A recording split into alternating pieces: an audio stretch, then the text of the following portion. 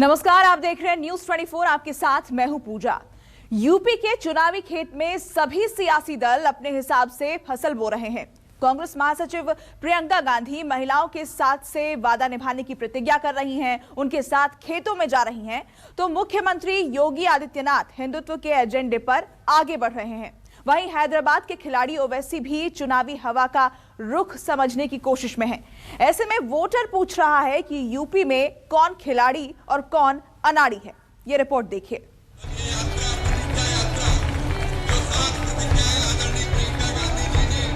उत्तर प्रदेश की जनता के सामने किया है। अब कोई कह सकता है कि एक तोहफा है, वोट चाहिए इसलिए दे रहे हैं, लेकिन ये बिल्कुल गलत बात है। ये तोहफा नहीं है, ये एक माध्यम है, एक जरिया है जिससे आप सशक्त बन सकती हैं। होली आती थी, कर्फ्यू लग जाता था। विजयादशमी आती थी, दुर्गा पूजा आती थी, कर्फ्यू लग जाता था।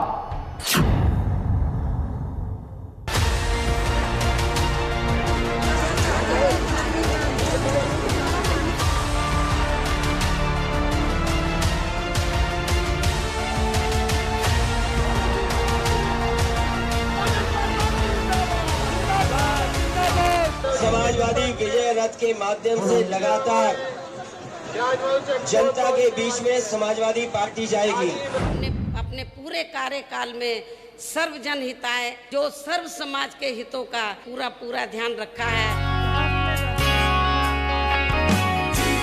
चारों तरफ खेत, महिलाओं की भारी भीड़ और बीच में प्रियंका गांधी, हाथ में खाने की प्लेट और खेत में खाना खाती कांग्रेस महासचिव। कभी महिलाएं अपने हाथ से गुड़ और जलेबी खिलाती, तो कभी प्रियंका गांधी को रोटी खिलाती।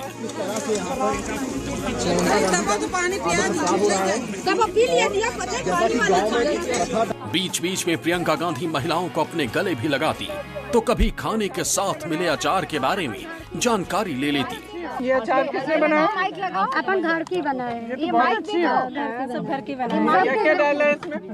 ये हरी धनिया है, मिर्ची है, लहसुन है, सब है। चुनाव से पहले प्रियंका गांधी की ये तस्वीर बताती है कि वो जहां भी जा रही हैं, वहां उन पर खूब प्यार बरस रहा है। प्रियंका गांधी की ये तस्वीरें बाराबंकी के पास गांव तमरसेपुर की हैं। जब वो बाराबंकी जा रही थी, तभी उनको खेत में काम करने वाली कुछ महिलाएं दिखी, तो थोड़ी देर के लिए वो इन महिलाओं के साथ बैठ गई। अगर हमारी सरकार आए तो खुश हो, क्योंकि हम लोग ना 40% महिलाओं को टिकट देना चाहते हैं। पता है क्यों? क्योंकि जहाँ भी मैं जाती हूँ, मैं इधर पास में उन्नाव है, उन्नाव गई, आप लोगों ने सबने सुना होगा कि वहाँ क्या हुआ। उस 2 लड़कियों के साथ हुआ, उनका बलात्कार किया गया, फिर उनके परिवारों पे भी बहुत अत्याचार किए गए। खेतों से आगे बढ़ी तो प्रियंका गांधी ने बाराबंकी में प्रतिज्ञा यात्रा को हरी झंडी दिखाई। अब ये यात्रा प्रतिज्ञा यात्रा, जो 7 प्रतिज्ञाएं आदरणीय प्रियंका गांधी जी ने उत्तर प्रदेश की जनता के सामने किया है। वोटर्स को साथ लाने की कोशिश में कांग्रेस की ये प्रतिज्ञा यात्रा यूपी के 3 रूटों पर निकल चुकी है। पहली यात्रा बाराबंकी से बुंदेलखंड जाएगी, दूसरी यात्रा सहारनपुर से मथुरा पहुंचेगी, तीसरी यात्रा वाराणसी से रायबरेली जाएगी। ये है कि ये जो रथ तैयार किया गया है, इस पे आप देखिए कि प्रियंका गांधी की जो तस्वीर है वो बहुत प्रमुखता से लगाई गई है। उसमें नीचे लिखा गया है प्रतिज्ञा यात्रा, हम वचन निभाएंगे। इसके अलावा आप देखिए कि आगे जो रथ का जो आगे का हिस्सा है, वहां पर राहुल गांधी और सोनिया गांधी की तस्वीर लगाई गई है। और इसके अलावा जो अगर आपको आगे के हिस्से की तरफ ले चलें हम लोग, जो बस का सामने का हिस्सा है उसको आप देखिए, तो यहाँ पर भी प्रियंका गांधी की तस्वीर आपको तस्वीरों में नजर आएगी, जिसमें लिखा गया है कि कांग्रेस प्रतिज्ञा यात्रा, हम वचन निभाएंगे। सूबे में कांग्रेस के पंजे को मजबूती देने के मकसद से निकली ये यात्रा करीब 12,000 किलोमीटर तक चलेगी और 1 नवंबर को इसका समापन हो जाएगा। वहीं 31 अक्टूबर को गोरखपुर में प्रियंका गांधी की एक बड़ी रैली भी होने वाली है। उत्तर प्रदेश के चुनावी मैदान में सारे राजनीतिक दल अपने अपने हिसाब से फील्डिंग सजाने में लगे हैं। कांग्रेस पार्टी की तरफ से महासचिव प्रियंका गांधी खुद ही फ्रंट फुट पर हैं। कभी वो महिलाओं के साथ खेतों में जाकर बातें करने लगती हैं, कभी खाना खाने लगती हैं। प्रियंका गांधी ने 7 प्रतिज्ञाओं का ऐलान कर कांग्रेस को चुनावी मैदान में बनाए रखने की पुरजोर कोशिश की है। एक तरफ पार्टी को फिर से खड़ी करने में जुटी प्रियंका गांधी ने प्रतिज्ञा यात्रा को रवाना किया, वहीं दूसरी तरफ उन्होंने यूपी के लोगों से 7 प्रतिज्ञा भी की। तो हमारी पहली प्रतिज्ञा, टिकटों में महिलाओं को 40% हिस्सेदारी, लड़कियों को, छात्राओं को स्मार्टफोन और स्कूटी। दूसरी प्रतिज्ञा, किसानों का पूरा कर्जा माफ होगा। तीसरी प्रतिज्ञा, 2500 में गेहूं धान, 400 पाएगा गन्ना किसान। चौथी प्रतिज्ञा, बिजली बिल सबका हाफ, कोरोना काल का बकाया साफ। पांचवी प्रतिज्ञा, दूर करेंगे कोरोना की आर्थिक मार, परिवार को देंगे 25,000। आखिरी प्रतिज्ञा, 20 लाख को सरकारी रोजगार। ऐसा नहीं है कि प्रियंका गांधी अकेले रथ यात्रा निकाल रही हैं। बीजेपी, एसपी और प्रगतिशील समाजवादी पार्टी ऐसी ही वोट यात्राएं निकाल चुकी है। आपको बता दें कि बीजेपी अगस्त के महीने में जन आशीर्वाद यात्रा निकाल चुकी है। बीजेपी की इन यात्राओं में केंद्रीय मंत्री अपने इलाकों में पहुंचे और पार्टी ने जातिगत समीकरण सुधारने की कोशिश की। वहीं समाजवादी पार्टी के अध्यक्ष अखिलेश यादव कानपुर से विजय रथ यात्रा निकाल चुके हैं। इस यात्रा के जरिए उन्होंने कानपुर और बुंदेलखंड की सूखी जमीन पर साइकिल को दौड़ाने की कोशिश की थी।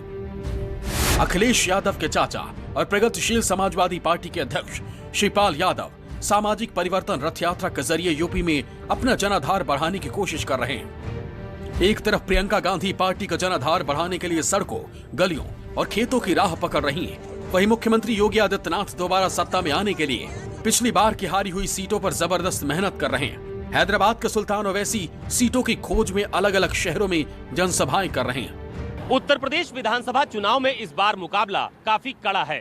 बीजेपी दोबारा सत्ता में वापसी के लिए हारी हुई सीटों पर खूब मेहनत कर रही है।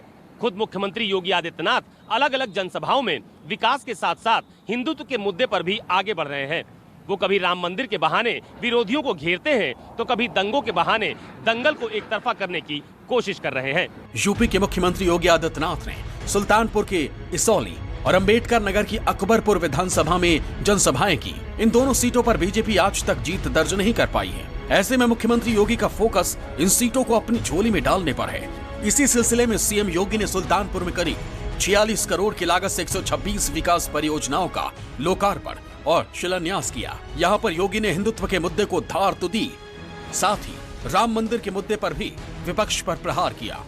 भाइयों बहनों, मुझे बताया गया कि सुल्तानपुर जनपद भगवान श्री राम के सुपुत्र कुश के नाम पर इस जनपद को पहचाना जाता है।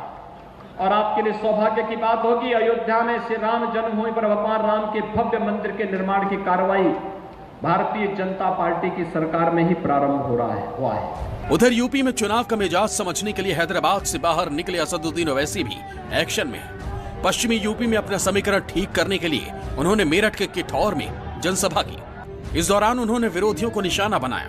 कब्रिस्तान या पाकिस्तान के नारे सुनना हमारे मुकद्दर में लिखा हुआ है। अखिलेश यादव के घर पर आकर कोई पत्थर नहीं फेंकता, मेरे घर पर आकर पत्थर फेंकता है। आपने 3 मरतबा वोट दिया ना, 14 में, 17 में, 19 में, तो क्या हुआ? इनका वोट मोदी के गोद में बैठकर इनका वोटर चाय पी रहा है। साफ है, यूपी में अभी तो सिर्फ चुनावी ट्रेलर दिखाई दे रहा है। जैसे ही चुनावी तारीखों का ऐलान होगा, असली फिल्म उस वक्त रिलीज होगी जब नेताओं की चिकनी जुबान वोट पथ पर फिसलकर दूसरे के पाले में गिरेगी। बाराबंकी से अशोक तिवारी के साथ ब्यूरो रिपोर्ट, न्यूज़ 24।